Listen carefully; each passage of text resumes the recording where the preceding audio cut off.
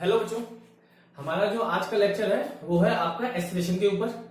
इससे पहले हम डिस्टेंस क्या होती है, डिस्प्लेसमेंट क्या होती है, स्पीड, वेलोसिटी, ये सब कुछ जान चुके हैं। आज का जो हमारा फिफ्थ टर्म है दैट इज एक्सीलरेशन। चलिए देखते हैं क्या होता है एक्सीलरेशन। पहले हम समझेंगे डेफिनेशन वाइज, देन हम कुछ प्रैक्टिकल एग्जाम्पल लेंगे और फिर इसकी कुछ की प्रॉपर्टीज जैसे कि कैसी क्वांटिटी है वो सब जानेंगे, है ना। चलिए देखते हैं क्या है इसकी डेफिनेशन। अकॉर्डिंग टू डेफिनेशन क्या है, the rate at which velocity varies is called acceleration. चलिए इसमें खास बात क्या देखने वाली, याद रखें जब भी पहली बार तो रेट आए, रेट मतलब क्या, चेंज होना, है ना। अगर किसके रिस्पेक्ट में चेंज हो रही है बताई नहीं गई है तो आप बेहिचक टाइम मान लीजिएगा, क्योंकि टाइम के साथ तो हर चीज वेरी करती है। टाइम कभी भी रुकता नहीं, टाइम हमेशा चलता रहता है, टाइम हमेशा चेंज होता रहता है। डन। रेट बता दिया गया है कि भैया मेरे पास वेलोसिटी चेंज कर रही है डिस्प्लेसमेंट के साथ साथ, डिस्टेंस के साथ साथ, और भी कोई टर्म लिया हुआ है। अब बता दिया है कि हाँ इसके साथ चेंज हो रही है तो बात कोई प्रॉब्लम नहीं है। अगर नहीं बताया है तो आप बेशक टाइम मान लीजिएगा। डन। चलिए तो इस डेफिनेशन में जो रेट का यूज किया गया है वो टाइम के लिए ही यूज किया गया है कि the rate at which velocity varies is called acceleration. मतलब कि जब मेरे पास वेलोसिटी वेरी करेगी टाइम के साथ साथ तो उसे हम क्या बोलते हैं, एक्सीलरेशन बोलते हैं। क्या बोलते हैं, एक्सीलरेशन। टाइम के साथ साथ वेलोसिटी का वेरी करना मतलब चेंज होना। वेलोसिटी अगर चेंज होगी टाइम के साथ साथ उसे हम क्या बोल देंगे कि एक्सीलरेशन आ चुका है। चलिए इसे हम एक और छोटी इजी लैंग्वेज में समझ सकते हैं, क्या कि change in velocity of an object per unit time. Velocity change हो रही है किसी ऑब्जेक्ट की पर यूनिट टाइम के साथ साथ। डन। बात वही है, कहने का तरीका बस अलग कर दिया, बाकी मीनिंग इसका दोनों का वही है। या हम इसे एक और तरीके से बोल सकते हैं कि क्या, rate of change of velocity with respect to time बोल दीजिए, और टाइम नहीं भी बोलते तो भी कोई प्रॉब्लम नहीं है, टाइम ऑटोमेटिकली कंसीडर कर लिया जाएगा। क्या, rate of change of velocity is known as acceleration. कोई डाउट इस चीज में? चलिए देखते हैं इसका फॉर्मूला क्या होता है मेरे पास। फॉर्मूला क्या है इसका मेरे पास, देखते हैं। जैसे हमने बोला कि जो एक्सीलरेशन होगा वो क्या होगा, वेलोसिटी चेंज अपॉन टाइम, यही तो होगा मेरे पास। तो चेंज को हम क्या कह सकते हैं, डेल्टा। चेंज मतलब डेल्टा, और चेंज किसका होता है, वेलोसिटी का, तो डेल्टा वी अपॉन टाइम के साथ साथ। Done. Delta we upon delta T क्या होगा इसका मेरे पास फॉर्मूला हो गया। ए, जो ए है मेरे पास that is representation of acceleration. चलिए तो आप एक और चीज जानते हैं, चेंज मतलब क्या होता है मेरे पास, फाइनल माइनस इनिशियल। चेंज मतलब क्या होता है, याद रखना, चेंज इन वेलोसिटी तो final velocity minus initial velocity, change in position तो final position minus initial position. मतलब चेंज एक जनरल वर्ड, इसका मीनिंग क्या होता है, फाइनल माइनस इनिशियल।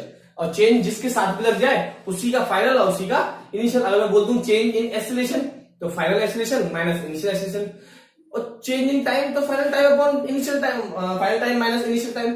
तो आई बात समझ में। तो जनरल मीनिंग क्या है चेंज का, फाइनल माइनस इनिशियल। अब वो चेंज किसी का भी हो सकता है, किस चीज का भी हो सकता है। डन। चलिए अब हमने क्या बोला, चेंज इन वेलोसिटी, तो हम क्या बोलेंगे, final velocity minus initial velocity. चलिए हम कंसीडर कर लेते हैं कि मेरे पास फाइनल वेलोसिटी है जो वो क्या है, that is v। Final velocity क्या है हमारे पास, v। डन। चलिए और इनिशियल वेलोसिटी मान लेते हैं हम इसमें, इनिशियल वेलोसिटी मान लेते हैं, इनिशियल वेलोसिटी मान लेते हैं u। तो फाइनल वेलोसिटी मैंने मान ली है v और इनिशियल वेलोसिटी क्या है u। तो इसका मीनिंग क्या होगा, हम एक तरीके से लिख पाएंगे दोबारा, कैसा कि v माइनस u अपॉन, चाहिए तो T2 माइनस T1 लिख दो, या कोई प्रॉब्लम नहीं, आप T भी लिखोगे तो आंसर बात माना जाएगा कि हमें टाइम का डिफरेंस चाहिए, और टाइम स्केलर क्वांटिटी है तो आंसर हमेशा प्लस में आने वाला है ना। चलिए तो हम क्या लिख सकते हैं कि एक्सीलरेशन का फॉर्मूला मिलेगा मुझे क्या, v minus u upon t, या फिर T2 माइनस T1 या डेल्टा t, जो मन चाहे आप लिख सकते हैं। डन। चलिए तो हमें एक फॉर्मूला मिल चुका है, तो ये दैट इज फॉर्मूला का एक्सीलरेशन। जब भी मैं न्यूमेरिकल करूंगा तो ये फॉर्मूले के बेस पे करूंगा। अब याद करते हैं क्वांटिटी के नेचर के बारे में कि मेरे पास एक्सीलरेशन कैसी क्वांटिटी है, स्केलर है वेक्टर। देखते हैं अब कोई क्वांटिटी स्केलर है या वेक्टर है, उसे जानने के लिए हम पता क्या करते हैं, पहले जाते हैं फॉर्मूले में कि फॉर्मूले में कौन कौन सी क्वांटिटीज है जिससे वो मिलके बनी है। देखते हैं फॉर्मूले में क्या है, वेलोसिटी है, ओके, और टाइम है। चलिए टाइम तो स्केलर क्वांटिटी है तो ये तो एक्सेस आपको वेक्टर बना नहीं सकता, बट वेलोसिटी है वो कैसी क्वांटिटी है मेरे पास, वेलोसिटी जो है वो है वेक्टर क्वांटिटी। तो वेलोसिटी के कारण मेरे पास एक्सीलरेशन भी क्या मिल जाएगा, वेक्टर क्वांटिटी मिल जाएगा। डन। चलिए तो यहाँ पे क्या है मेरे पास, चेंज इन वेलोसिटी के कारण मेरे पास एक्सीलरेशन क्या बन चुका है, वेक्टर क्वांटिटी। तो हम बोल सकते हैं जो मेरे पास एक्सीलरेशन है, शॉर्ट फॉर्म लिख रहा हूं ACCN, is a vector quantity. कैसी क्वांटिटी है पास, वेक्टर क्वांटिटी। कोई डाउट इस चीज में? चलिए तो एक्सेलरेशन कैसी क्वांटिटी है मेरे पास? वेक्टर क्वांटिटी है। चलिए अब जब भी बात आती है वेक्टर क्वांटिटी की तो उसके पास डायरेक्शन भी होती है। तो क्या होगी डायरेक्शन मेरे पास एक्सेलरेशन की? देखते हैं, मैंने बताया था जब कभी भी डायरेक्शन पता करनी हो तो हम पता करते हैं कि उसके फॉर्मूले में किस कारण से वो वेक्टर बनी है ना, तो उसी डायरेक्शन के अलावा होगी। तो मेरे पास एक्सेलरेशन किसके कारण बनी? वेक्टर चेंज इन वेलोसिटी के कारण। तो मेरे पास डायरेक्शन ऑफ एक्सेलरेशन की क्या होती है? Along to the change in velocity. याद रखना बच्चों, अलोंग टू द वेलोसिटी नहीं, along to the change in velocity. दोनों में बहुत फर्क है कि चेंज इन वेलोसिटी क्या होता है और वेलोसिटी क्या होता है, दोनों की डायरेक्शन में बहुत फर्क है। यूनिट सेम आएगी दोनों की, मीटर पर सेकंड जो वेलोसिटी आएगी, चेंज इन वेलोसिटी या वेलोसिटी, बट जब मैं डायरेक्शन निकालूंगा तो डायरेक्शन में दोनों में अंतर आएगा कि वेलोसिटी डायरेक्शन अलग होती है और चेंज इन वेलोसिटी डायरेक्शन में बस अलग होगी। वो कैसे पता करेंगे उसके लिए वेक्टर की मुझे एक छोटी सी वीडियो और बनानी पड़ेगी, वो मैं अलग से बना के डाल दूंगा कि कैसे हम इसकी डायरेक्शन फाइंड करेंगे, कि find the direction of acceleration के नाम से, है ना। तो उसके लिए मुझे थोड़ा वेक्टर का एक अलग से वीडियो बनानी पड़ेगी, वो हम बना देंगे इसमें ना। चलिए, तो मेरे पास डायरेक्शन ऑफ एक्सेलरेशन क्या होती है?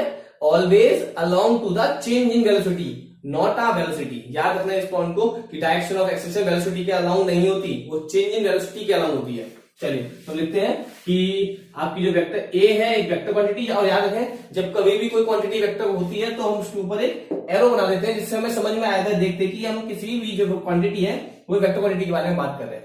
तो डायरेक्शन क्या होती है? तो डायरेक्शन क्या है इसकी? डायरेक्शन होती है इसकी along to the change in velocity. तो direction of acceleration is always along to the change in velocity की डायरेक्शन में, along to the change in velocity direction में होती है direction of acceleration.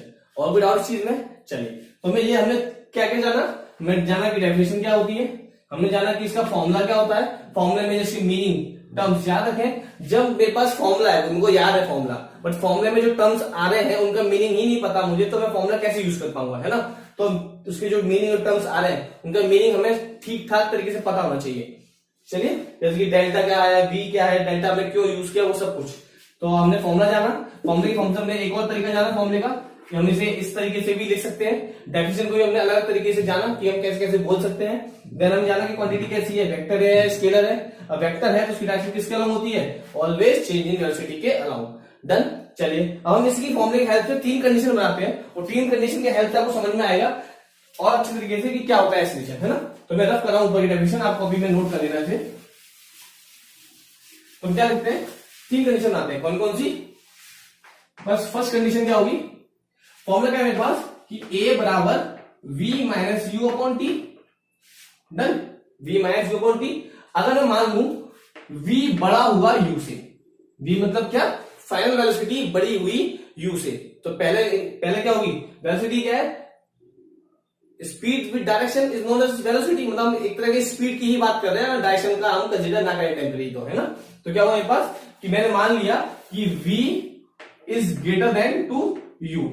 Done. V मतलब क्या? Final velocity. तो मेरी फाइनल वेलोसिटी ज्यादा है इनिशियल वेलोसिटी से, मतलब क्या होगा? स्पीड ज्यादा हो रही होगी मेरे पास लगातार, है ना। चलिए तो क्या होगा मेरे पास, जब भी ये केस आए कि मेरे पास V बड़ा है मेरे पास U से, तो हम बोल सकते हैं इसे कि ये एक्सीलरेट कर, क्या कर रही है मेरे पास? गाड़ी एक्सीलरेट कर रही है, एक्सीलरेशन हो रहा है इसमें ना। जब भी मेरे पास V बड़ा होगा U से, तो मैं बोलूंगा कि जो मेरे पास व्हीकल है, जो भी ऑब्जेक्ट है, वो एक्सीलरेशन कर रहा है मेरे पास, क्या? स्पीड अप कर रहा है, स्पीड तेज कर रहा है अपनी। डन। चलिए दूसरी कंडीशन क्या होगी मेरे पास? सेकंड कंडीशन,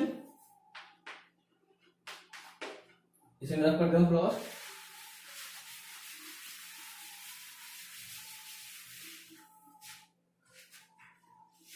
और याद रखें जब भी ऐसा कुछ हुआ तो इसका आंसर जो भी आएगा मेरे पास वो कैसा आएगा मेरे पास? पॉजिटिव। क्या आएगा मेरे पास? पॉजिटिव। क्यों? क्योंकि V माइनस यू होता है, V बड़ा है तो बड़े में छोटा जाएगा, तो आंसर कैसा आने वाला है? ऑलवेज पॉजिटिव, है ना। चलिए अब सेकंड कंडीशन क्या है मेरे पास? अगर फॉर्मूला में यही यूज करता हूं V minus you upon T, T या डेल्टा टी आप कुछ भी यूज कर सकते हैं, कोई प्रॉब्लम नहीं है इसमें, है ना। चलिए अब मैं मान लेता हूं दूसरी कंडीशन क्या है मेरे पास? जो V है वो छोटा है U से, और V U से छोटा होगा तो क्या होगा मेरे पास कि इनिशियल वेलोसिटी ज्यादा थी और फाइनल वेलोसिटी मेरे पास कम हो गई, मतलब आपका जो भी व्हीकल है, जो भी ऑब्जेक्ट है, वो स्लो होता जा रहा है। क्या होता जा रहा है मेरे पास? स्लो होता जा रहा है। तो क्या बोल सकते हैं इसका? जब भी ऐसी कंडीशन आए मेरे पास तो इसे हम बोलेंगे डी एस्लेशन। क्या बोलते हैं? डी एस्लेशन।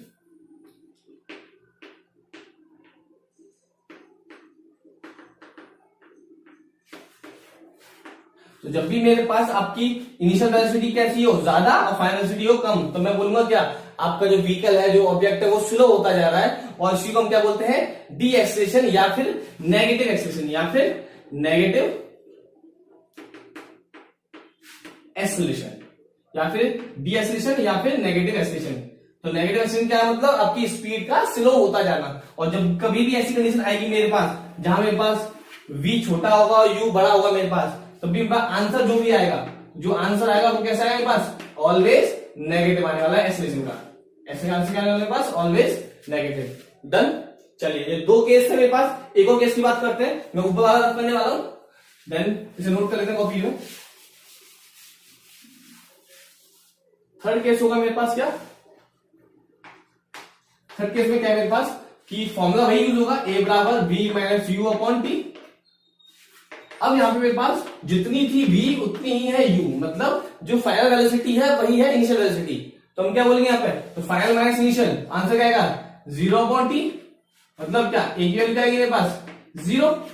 जब मेरे पास a की वैल्यू 0 आएगी तो क्या बोलूंगा? गाड़ी एक्सेलरेट कर रही है? नहीं, गाड़ी में एक्सेलरेशन नहीं है। और जब गाड़ी में एक्सेलरेशन नहीं होगा तो मतलब क्या होगा? जो फाइनल वेलोसिटी है वही इनिशियल वेलोसिटी है, मतलब यूनिफॉर्म मोशन है, या हम बोलेंगे नॉन एक्सेलरेटरी मोशन। क्या बोलेंगे? यूनिफॉर्म मोशन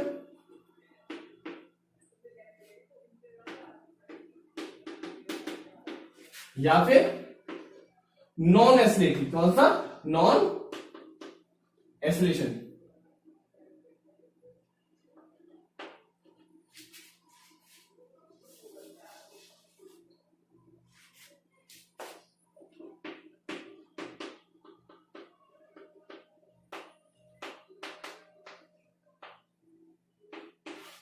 मतलब इसमें एक्सेलरेशन वैल्यू कितनी आ गई? 0। डन। चलिए, तो हमने 3 केस देखे जहां पे पास एक ही वैल्यू क्या आई थी? पहले केस में आई थी पॉजिटिव, दूसरे केस में क्या आई थी? नेगेटिव, और तीसरे केस में क्या आई थी मेरे पास? 0। तो पहले केस में जब वैल्यू पॉजिटिव आई थी तो हम बोला कि एक्सेलरेशन कर रही है बॉडी। क्या कर रही है? पास एक्सेलरेशन कर रही है। जब नेगेटिव आया तो हमने क्या बोला? इसे डी एक्सेलरेशन कर रही है। क्या कर रही है? डी एक्सेलरेशन कर रही है। डन। और जब तीसरे केस में 0 आया तो क्या हुआ मेरे पास? एक्सेलरेशन कैसा था मेरे पास? 0 एक्सेलरेशन। कैसा था? 0 एक्सेलरेशन। डन। आया समझ में? तो मेरे पास 3 केस के थ्रू हम समझ सकते हैं एक्सेलरेशन को। क्या? जब गाड़ी स्पीड अप करे, स्पीड तेज होती है लगातार, गाड़ी की स्पीड तेज हो रही है, मतलब देखो वेलोसिटी कैसी क्वांटिटी है? वेक्टर क्वांटिटी है ना।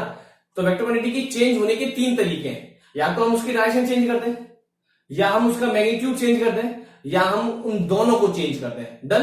तो मैग्नीट्यूड मतलब क्या? स्पीड, मतलब स्पीड तेज हो रही होगी लगातार, स्पीड अप हो रही होगी, तो क्या बोलूंगा मैं? कि गाड़ी एक्सीलरेट कर रही है। डन। अगर मेरी स्पीड कम हो रही होगी, स्लो हो रही होगी मेरे पास गाड़ी, तो मैं क्या बोलूंगा? गाड़ी डी एक्सीलरेट कर रही है। क्या कर रही है? D accelerate. अगर मेरी स्पीड जितनी थी उतनी ही बनी हुई है, डायरेक्शन भी चेंज नहीं हो रही है, सीधी स्ट्रेट चलती जा रही है, तो क्या बोलूंगा मैं इसे? कि यहाँ पे एक्सेलरेशन कैसा है? 0 एक्सेलरेशन है, ना डायरेक्शन चेंज हो रही और ना मेरे पास मैग्नीट्यूड चेंज हो रहा। और जब मेरे पास 0 एक्सेलरेशन होगा तो वेलोसिटी कैसी होगी? यूनिफॉर्म होगी। और जब यूनिफॉर्म वेलोसिटी होती है तो ऐसे मोशन को हम क्या बोलते हैं? Uniform motion. आई बात बच्चों समझ में? चलिए, एक अब तीनों के एक एग्जाम्पल समझते हैं, देन हमारा एक्सेलरेशन फिनिश हो जाएगा, है ना। चलिए, एग्जाम्पल की बात करते हैं। पहले एग्जाम्पल की बात, जब गाड़ी एक्सेलरेट कर दी होगी, मतलब जब एक्सेलरेशन कैसा होगा? पॉजिटिव। अक्सर हम जब कभी अगर हमें बाइक चलाना आती है या हम बाइक पे बैठे हैं, है ना, रोड हम हाईवे पे चल रहे हैं, हाईवे पूरा साफ है, क्लीन हाईवे है ना, कोई ट्रैफिक नहीं है मेरे पास, तो हमारे पीछे कोई बैठा होता है या हम खुद पीछे बैठे होते हैं और गाड़ी स्लो चल रही हो, तो पीछे से एक आवाज आती है ना, क्या आवाज आती है? कि एक्सीलेटर दे, गाड़ी तेज कर। तो मतलब वही है एक्सीलेटर, जो हमारी गाड़ी में राइट हैंड साइड होता है एक्सीलेटर, वो मीनिंग यहीं से यूज हुआ है हमारे पास, है ना। एक्सीलेशन से एक्सीलेटर आता है हमारे पास, कि कार में एक्सीलेटर पेडल में होता है और बाइक्स में आपका सीधे हैंडल पे होता है ना, तो वही चीज। तो पीछे से आवाज क्या आती है? गाड़ी को एक्सीलेटर दे, गाड़ी को तेज कर। मतलब क्या हुआ कि गाड़ी तेज करना मतलब स्पीड अप करना, स्पीड अप करना मतलब एक्सीलरेशन देना, उसे क्या करना? एक्सीलरेशन देना। डन। चलिए, देन जैसे कि हमारी गाड़ी की स्पीड अच्छी खासी बनी हुई थी, है ना, तेज थी, हाईवे पे थी, बट सामने देखा क्या था? ट्रैफिक। सामने ट्रैफिक है, गाड़ी की स्पीड तेज है, तो हम क्या करते हैं? स्पीड स्लो करते हैं। स्पीड स्लो करते हैं मतलब क्या? डी एक्सीलरेट करते हैं, या तो ब्रेक दबाएंगे तब भी गाड़ी स्लो हो जाएगी, जो हमने एक्सीलरेटर दे रखा था उसे हम वापस उल्टा घुमाएंगे तो क्या आएगा मेरे पास? गाड़ी स्लो हो जाएगी। है ना। तो हम क्या बोलते हैं, डी एक्सेलरेशन करना। डन। तो जब गाड़ी हाईवे क्लीन था तो मैंने एक्सेलरेशन किया तो गाड़ी स्पीड अप हुई। आगे देखा ट्रैफिक था तो मैंने एक्सेलरेटर को उल्टा चलाया, वापस चलाया, रिटर्न किया, तो गाड़ी की स्पीड कैसे हुई, स्लो हो गई। उसने हमने क्या बोल दिया, डी एक्सेलरेशन हो गया। बट बहुत देर तक हाईवे साफ है, क्लीन है, तो मेरी गाड़ी की स्पीड जितनी थी उतनी रेट से स्पीड बढ़ती जा रही है। जैसे यहाँ बोले आपका जितनी स्पीड है उतनी बनी हुई है मेरे पास। अब मैं स्टेट हाईवे पे चल रहा हूँ, मेरे पास मैं 50 की स्पीड चल रहा हूँ, तो लगातार 2 घंटे तक मैं 50 की स्पीड से ही लगातार सीधे स्ट्रेट चलता जा रहा हूँ। मतलब क्या हुआ कि गाड़ी की ना स्पीड बढ़ रही और ना गाड़ी की स्पीड कम हो रही। मतलब क्या हुआ, जीरो एक्सीलरेशन, या हम बोल सकते हैं इसे यूनिफॉर्म मोशन का एक एग्जाम्पल बोल सकते हैं। डन। या हम समझ सकते हैं जैसे कि मेरे पास चौक है ना, शुरुआत मेरे पास चौक मेरे हाथ में, तो इसकी इनिशियल वेलोसिटी कितनी है, 0। बट जब मैं इसे ड्रॉप करूंगा तो इसकी स्पीड लगातार बढ़ती जा रही है ना, लगातार बढ़ती जा रही है। मतलब क्या, एक्सीलरेशन इसमें आ चुका है। और कैसा एक्सीलरेशन है मेरे पास, पॉजिटिव या नेगेटिव या फिर 0, पॉजिटिव एक्सीलरेशन। आई समझ में, क्योंकि स्पीड इसकी अप होती है, स्पीड लगातार बढ़ती जा रही है, इसलिए हम बोलेंगे इसे कि एक्सीलरेशन कैसा है मेरे पास, पॉजिटिव एक्सीलरेशन है। और पॉजिटिव एक्सीलरेशन कब होता है मेरे पास, जब इनिशियल वेलोसिटी कम हो और फाइनल वेलोसिटी मेरे पास, या बाद वाली वेलोसिटी या फाइनल वेलोसिटी मेरे पास ज्यादा हो, तो मेरे पास आंसर कैसा आता है, ऑलवेज पॉजिटिव। उसी को हम क्या बोलते हैं, पॉजिटिव एक्सीलरेशन। डन। चलिए, तो हमने क्या आज के लेक्चर में हमने क्या जाना कि डेफिनेशन ऑफ एक्सीलरेशन क्या होती है, उसकी फॉर्मूला क्या होता है उसका, है ना। क्वांटिटी कैसी है, स्केलर है या वेक्टर है ना। देन वेक्टर क्वांटिटी है तो उसकी डायरेक्शन क्या होगी। याद रखना, एक्सीलरेशन की डायरेक्शन में बहुत सारे सवाल आते हैं और वो डायरेक्शन ही इंपोर्टेंट होती है। पूछी जाती है डायरेक्शन ऑफ एक्सीलरेशन क्या होती है, क्या होती है, always along to the direction of velocity या change in velocity, change in velocity. याद रखना, वेलोसिटी मत बोल देना, आंसर गलत जाएगा। तो direction of acceleration is always along to the change in velocity. Done. कोई डाउट इस चीज में, एक्सीलरेशन क्या, आपकी एक्सीलरेशन की यूनिट क्या होती है, यूनिट ऑफ एक्सीलरेशन।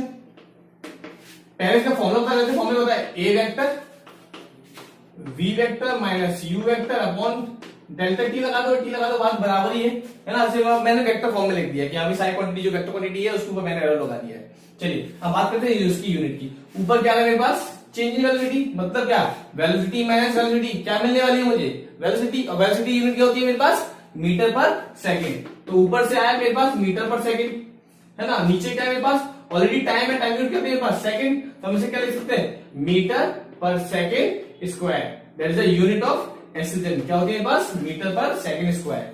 तो याद रखें इसकी यूनिट को पढ़ने का तरीका क्या है, जैसे कि मीटर पर सेकेंड लिखा हुआ है अपॉन पर सेकेंड, ये तो था मेरे पास कि मीटर पर सेकेंड अपॉन सेकेंड। क्या बोलेंगे, मीटर पर सेकेंड मतलब क्या, वेलोसिटी की यूनिट। मैंने मान ली कि वेलोसिटी है 5, किसी पार्टिकल व्हीकल की वेलोसिटी कितनी है, 5 मीटर पर सेकेंड है।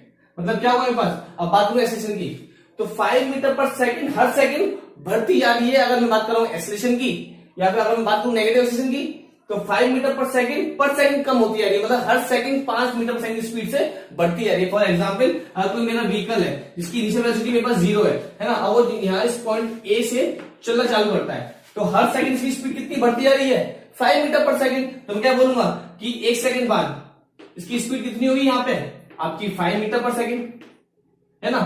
2 सेकंड बाद इसकी स्पीड कितनी होगी, अब हर सेकंड 5 मीटर पर सेकंड बढ़ रही है, तो 1 सेकंड बाद कितनी होगी, 5 मीटर पर सेकंड। 2 सेकंड बाद कितनी होगी, 10 मीटर पर सेकंड। डन। ऐसी 3 सेकंड बाद कितनी होगी, हर सेकंड कितनी बढ़ रही है, 5 मीटर पर सेकंड। तो 1 सेकंड बाद 5 मीटर पर सेकंड, 2 सेकंड बाद 10 मीटर पर सेकंड, तो 3 सेकंड बाद 15 मीटर पर सेकंड। डन। तो ऐसे ही हम पढ़ते हैं इसकी यूनिट को कि मीटर पर सेकंड। मीटर पर सेकंड मतलब यूनिट आपकी किसकी, वेलोसिटी की। तो 5 मीटर पर सेकंड की स्पीड लगातार हर सेकंड बढ़ती जा रही है, अगर ये एक्सेलरेशन है। डन। अगर बोल दूं कि मेरे पास कोई गाड़ी है जो कि जिसकी इनिशियल वेलोसिटी कितनी है 20, और वो इस पॉइंट ए से चालू होती है, सॉरी पीछे करता हूं मैं, पॉइंट ए से। तो इनिशियल वेलोसिटी कितनी है इसकी आपकी, u 20 मीटर पर सेकंड है ना। और हम इसमें सामने हमने देखा कि सामने क्या है, ट्रैफिक है, तो हम ब्रेक लगाएंगे, और ब्रेक लगाएंगे तो क्या हुआ, मैंने बोल दिया कि इसकी फाइनल वेलोसिटी अब 5 मीटर पर सेकंड की रेट से कम होती है। मतलब जो ए की वैल्यू है वो कितनी है, -5 मीटर पर सेकंड स्क्वायर। तो हम कैसे पढ़ेंगे कि 5 मीटर पर सेकंड, तो हर सेकंड में 5 मीटर पर सेकंड कम होती जा रही है। तो मेरे पास अभी कितनी है 20, अगले सेकंड में कितनी होगी मेरे पास 15। इस पॉइंट पे अगले पॉइंट पे कितनी होगी मेरे पास, ये आपका 1 सेकंड कंप्लीट हो चुका है यहाँ पे, फिर जो 2 सेकंड कंप्लीट हो चुके हैं मेरे पास, इस समय कितनी होगी मेरे पास 15 के बाद क्या आएगी 10, डन।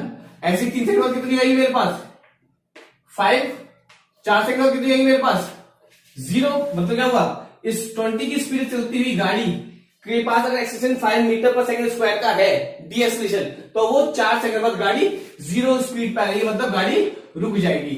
आएगा समझ में। चलिए, तो ये क्या है इसकी यूनिट, तो यूनिट ऑफ एक्सेलरेशन क्या होती है मीटर पर सेकंड स्क्वायर। और इसे पढ़ने के तरीके से ही हम बहुत सारे न्यूमेरिकल्स आगे सॉल्व करने वाले हैं, वो इजी सॉल्व कर लेंगे। कैसे पढ़ते हैं कि 5 मीटर पर सेकंड को पढ़ने के लिए 5 मीटर पर सेकंड मतलब कि हमारी जो वेलोसिटी है या जो स्पीड है वो पर सेकंड कितने रेट से कम हो रही है या कितने रेट से बढ़ रही है। जब बढ़ेगी तो मैं बोल दूंगा एक्सेलरेशन, और जब कम होगी तो हम क्या बोल देंगे डीएक्सेलरेशन। डन बच्चों। चलिए, तो आज के लेक्चर में हमारा एक्सेलरेशन कंप्लीट होता है। देन अब अगले लेक्चर में इसके बेस पे कुछ न्यूमेरिकल्स करेंगे, देन हम अपने अगले टॉपिक पे आएंगे। चलिए फिर मिलते हैं।